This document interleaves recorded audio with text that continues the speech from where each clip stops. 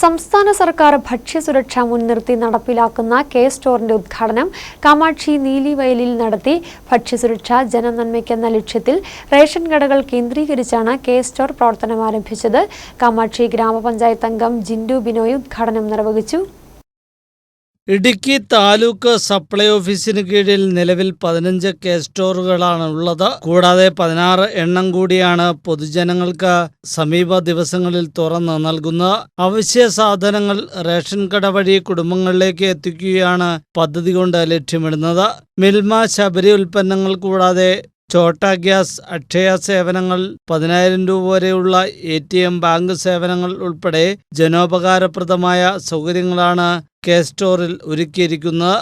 കാമാക്ഷി ഗ്രാമപഞ്ചായത്തിലെ നീലവയൽ കെ സ്റ്റോറിന്റെ ഉദ്ഘാടനം ഗ്രാമപഞ്ചായത്ത് അംഗം ജിൻഡു ബിനോയ് നിർവഹിച്ചു. താലൂക്ക് സപ്ലൈ ഓഫീസർ ജിസ് മുഹമ്മദ് അധ്യക്ഷത വഹിച്ച യോഗത്തിൽ ആദ്യ വിൽപ്പനയും നിർവഹിച്ചു.